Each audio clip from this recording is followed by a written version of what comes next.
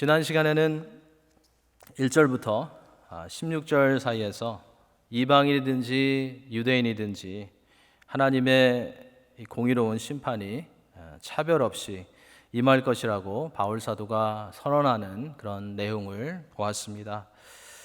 율법을 아는 유대인들은 율법을 기준으로, 그리고 율법을 모르는 이방인들은 양심의 법이 기준이 되어서 심판을 받게 되기 때문에 아무도 핑계할 수 없다라는 그런 말씀을 저희가 보았습니다.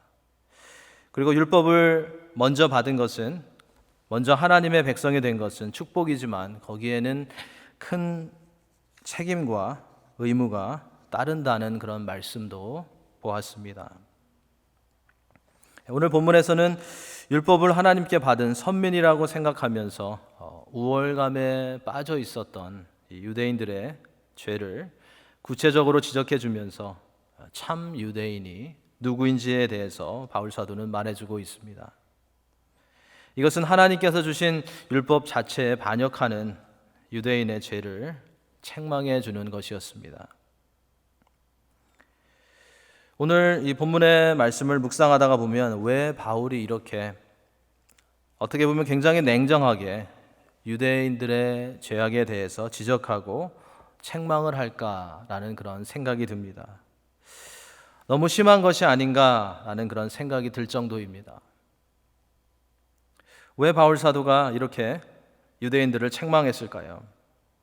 그 이유는 그들에게 복음을 전할 그런 준비를 하기 위해서였습니다. 바울은 복음을 전하기 전에 이러한 유대인들에게 껍데기만 있는 종교 생활을 하고 있는 그들에게 그들의 연약한 그런 모습, 그들의 잘못된 그런 모습을 깨우쳐 주고 있는 것입니다. 그들에게 왜 복음이 필요한지를 보여주고 있는 것입니다. 당시 유대인들은 율법을 지키지 않으면서 율법을 가지고 있는 것만으로 그들이 의로워지고 또 그들이 당연히 구원을 받을 수 있다고 생각하고 있었습니다.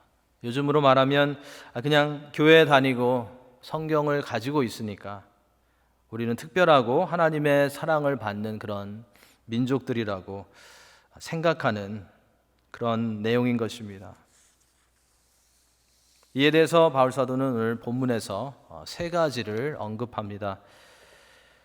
유대인들의 교만한 생각과 유대인들의 외식된 그런 행동과 또 잘못된 구원관에 대해서 구체적으로 말해주고 있습니다.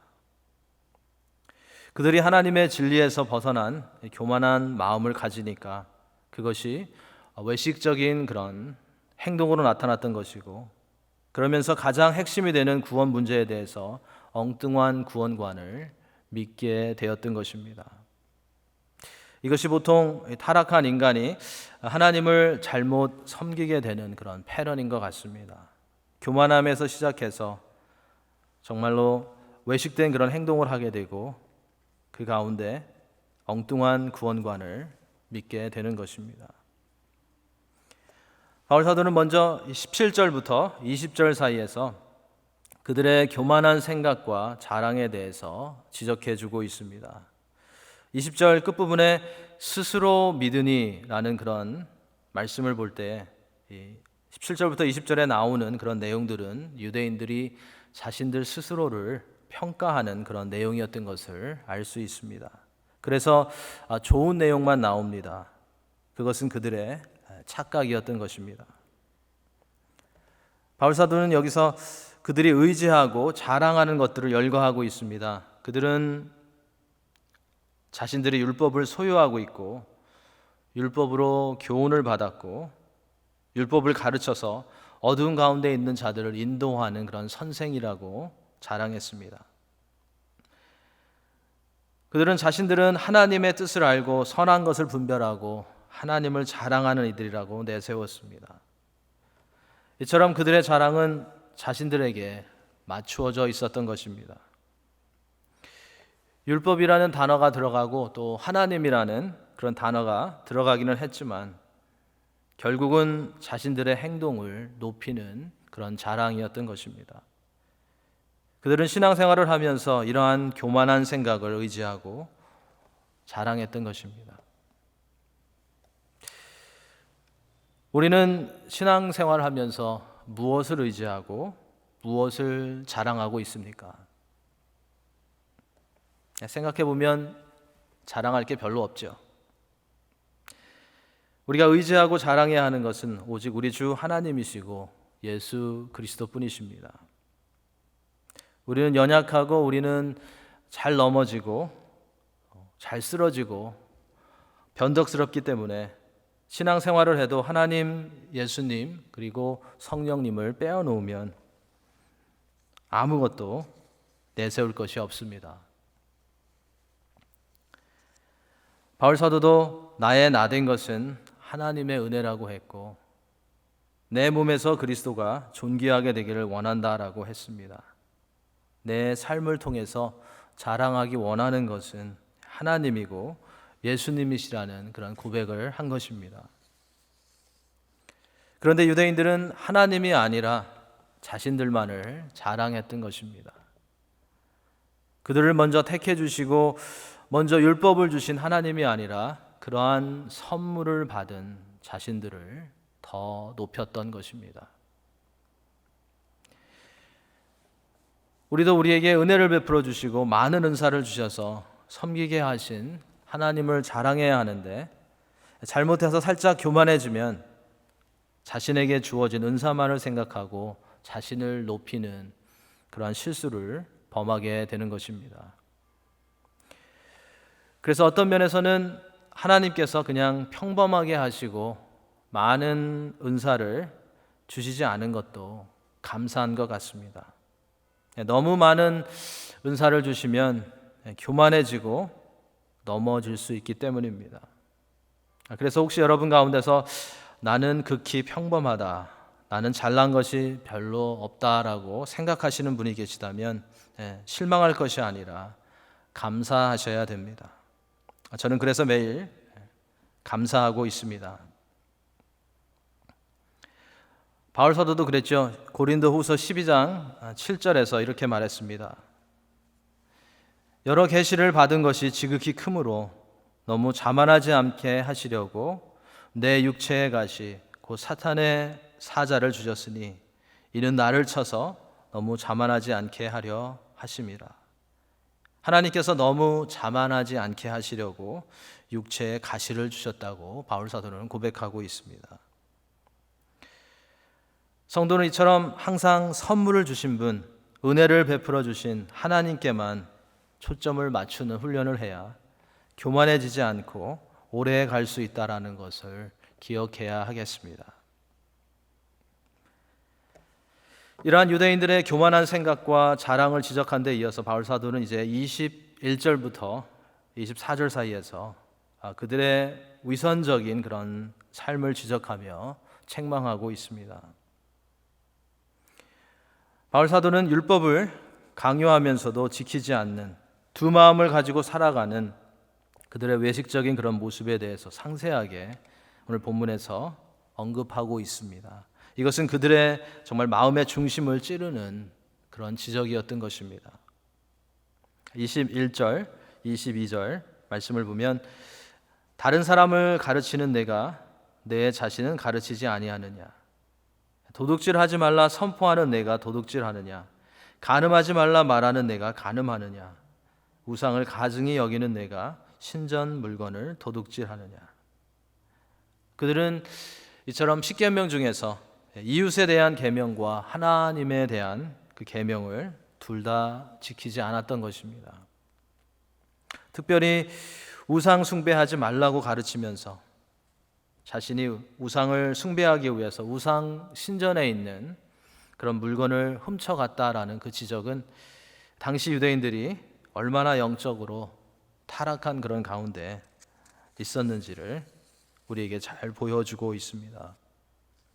겸손하고 마음이 가난하면 한 주인만 섬길 텐데 교만하기 때문에 그들은 우상도 섬기고 물질도 섬기는 그런 삶을 살아갔던 것입니다.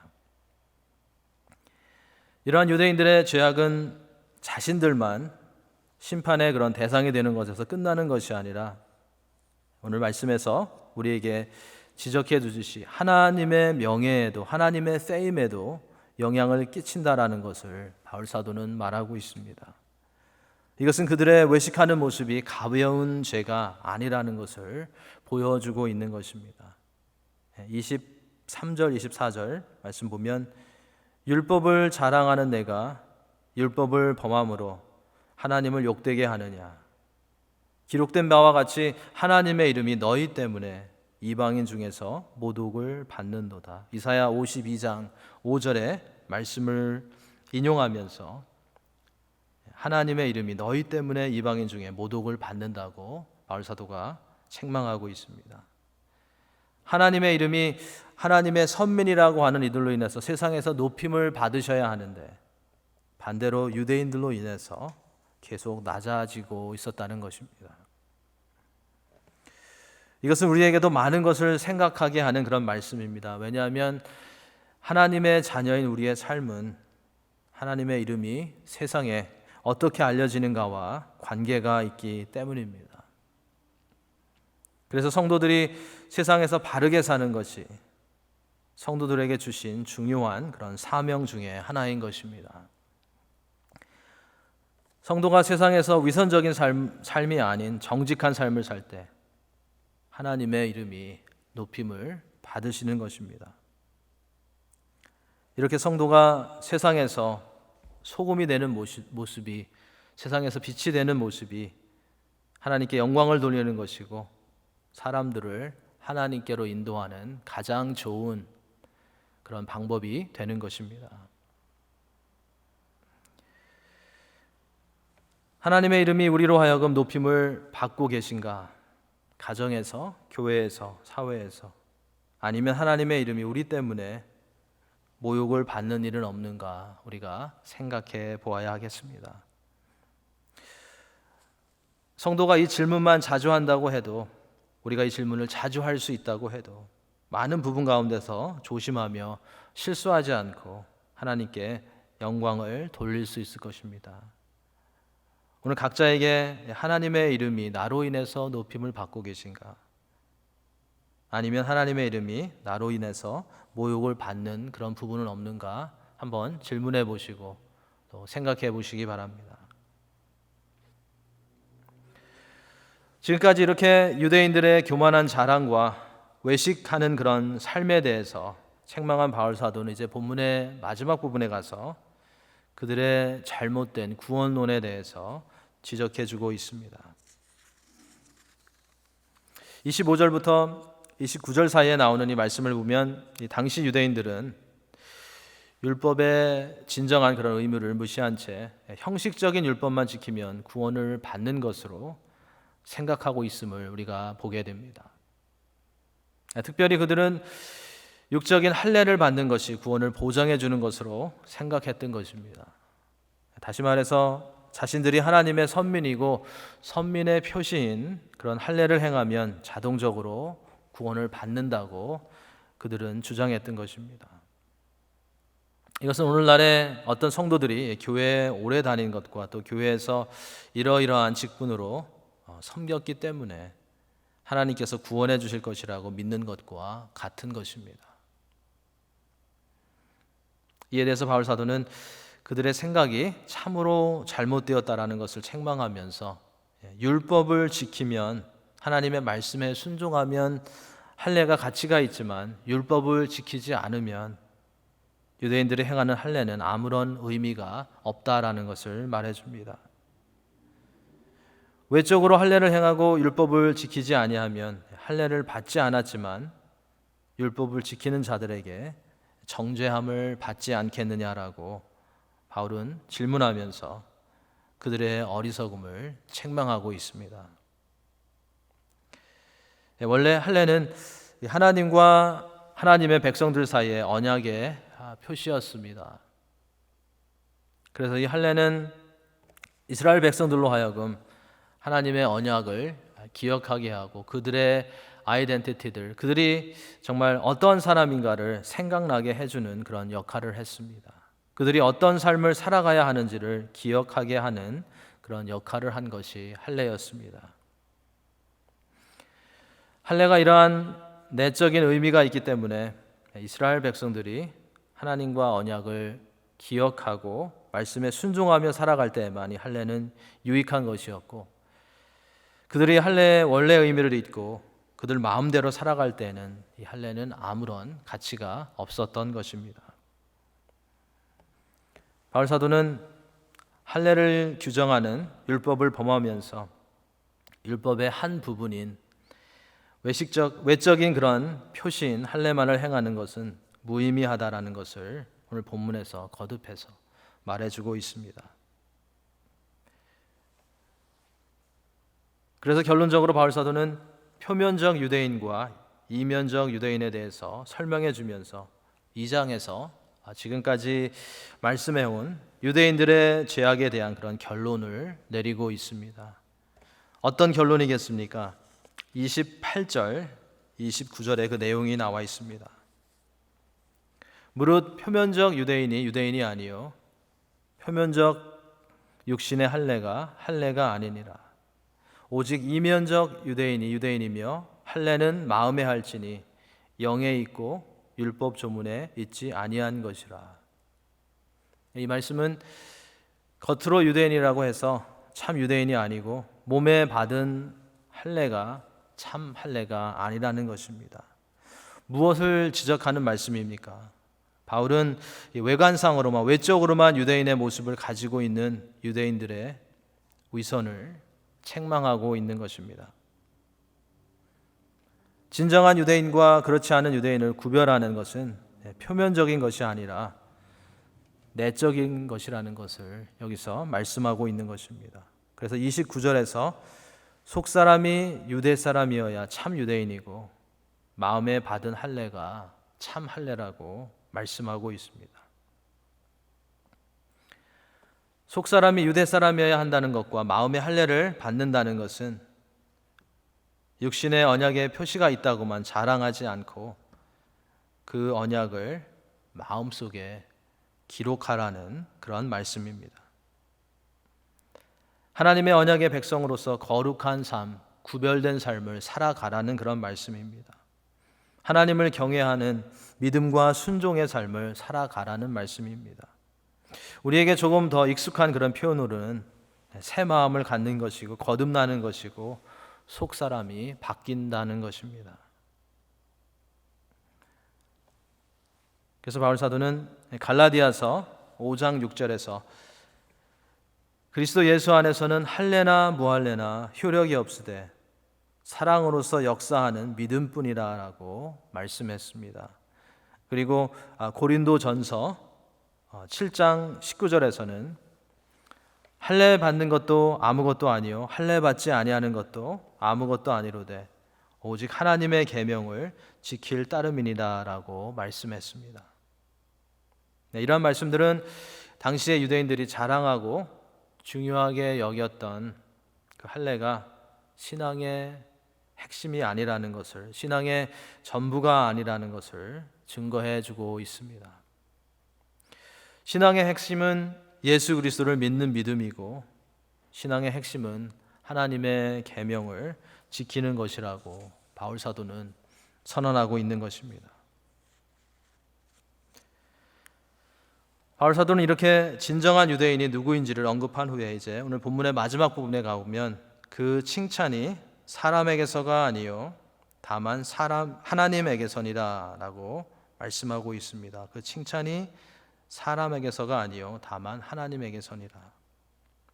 이것은 내면적 유대인이 받을 칭찬은 사람에게서 나오는 것이 아니라 하나님에게서 나온다는 것입니다. 외모로 사람을 취하지 않으시는 하나님이시기 때문에, 마음과 동기를 보시는 그런 하나님이시기 때문에 마음의 할례를 받은 새로운 마음을 가진 내면적 유대인을 칭찬하신다는 것입니다.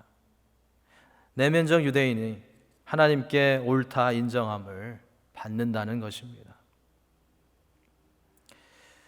당시에 많은 유대인들 그리고 오늘날의 많은 사람들, 때로는 우리들도 우리 자신을 드러내고 또 사람들에게 칭찬을 듣는 것에, 그리고 사람들에게 인정을 받는 것에 모든 것을 맞추고 나아가는 것을 보게 됩니다.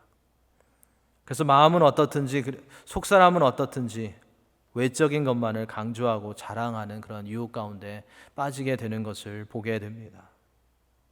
우리의 목표는 사람들에게 외적으로 칭찬을 듣고 인정을 받는 것이 아니라 하나님께 칭찬을 듣고 하나님께 인정을 받는 것입니다. 하나님께 옳다 인정함을 받으면 필요하면 하나님께서 사람들에게도 칭찬을 듣게 하시고 우리를 높여주실 것입니다. 우리가 하나님께 칭찬을 듣는, 하나님께 옳다 인정함을 받는 가장 좋은 그런 방법은 무엇이겠습니까? 그것은 하나님의 독생자이시고 우리의 주인이 되신 예수님을 믿고 예수님을 닮아가는 것입니다. 우리의 속사람이 변화되는 것입니다. 형식보다는 우리의 중심이 바로 되어 있는 그런 신앙을 그리스도 예수 안에서 회복하는 것입니다. 형식적이지 않고 진실하며 스스로를 가르치고 속사람의 변화를 위해서 날마다 주 앞에 나아가 참되신 주의 은혜와 도움을 체험하시는 그런 성도님들이 되시기를 축원합니다. 오늘 말씀을 통해서 두 가지를 꼭 기억하시기 바랍니다. 첫째는 하나님의 백성들의 삶은 하나님의 이름과 연관이 있다는 것입니다. 우리가 어떻게 사느냐가 하나님께 영광을 돌리기도 하고 하나님의 영광을 가리기도 한다는 것입니다. 그래서 성도는 우리의 삶을 항상 점검해 보아야 하는 것입니다. 그래서 성도는 인내해야 하고 절제하는 그런 삶을 살아가야 하는 것입니다. 하나님께서 우리를 하나님 자녀 삼아주시고 우리가 하나님의 자녀가 된 이상 하나님을 욕먹이는 그런 삶이 아니라 하나님을 높이는 그런 삶을 살아가야 하겠습니다. 하나님의 이름이 우리 때문에, 하나님의 이름이 우리 교회 때문에 높임을 받으신다는 그런 소문이 들려지기를 소원합니다. 하나님의 이름이 높임을 받으시는 일들이 우리 성도님들의 삶을 통하여서 더 많아지기를 축원합니다. 둘째로 오늘 본문을 통해서 기억해야 할 것은 참 하나님의 백성들은 외적인 것보다 내적인 것이 변화되어야 한다는 것입니다. 우리는 너무 외적인 것에만 그리고 겉사람에만 신경을 많이 쓰는 것 같습니다. 외적인 것만, 겉사람만 바꾸려고 하는 것 같습니다. 그러한 우리의 연약한 부분들을 돌아보면서 우리의 속사람이 바뀔 수 있도록 우리는 노력하며 기도해야 하겠습니다. 이름만 있는 그리스도인이 아니라 날마다 예수님을 닮아가는 그리스도인들이 되어야 할 것입니다. 날마다 예수님을 의지함으로 속사람이 바뀌고 강건해지시는 그런 성도님들이 되시길 축원합니다. 그래서 속사람도 바뀌고 겉사람도 바뀌는 우리 모두가 될 수 있기를 소망합니다. 우리 자신을 자랑하지 않는 하나님 보시기에 겸손하고 우리의 말과 행동이 일치하는 정직하고 외적인 것이 아닌 그리스도의 복음만을 의지하는 올바른 믿음 가운데 날마다 하나님께 영광 돌리는 성도님들이 되시기를 예수님의 이름으로 축원합니다. 기도하시겠습니다. 아버지 하나님, 오늘도 우리에게 주신 말씀을 통하여서 우리와 하나님이 어떠한 그런 관계 가운데 있는지, 그리고 우리가 어떠한 그런 삶을 살아가야 하는지 다시 한번 점검해보고 또 생각해 볼 수 있는 시간 허락해 주신 거 감사드립니다. 외적인 것만을 가지고 내가 인정받는 것만을 생각하며 살아가지 않게 하시고 예수님을 닮아가고 하나님을 체험하고 성령의 열매 맺는 내적인 것에, 하늘의 것에 초점을 맞추며 앞으로 나아가는 성도들 다 되게 인도해 주시옵소서. 오늘도 우리의 연약하고 교만한 부분들 주의 말씀과 성령으로 다스려 주시고 고쳐 주시기를 간구하며 새로워질 수 있도록 하나님께서 붙들어 주시기를 간구하며 예수님의 이름으로 기도합니다. 아멘.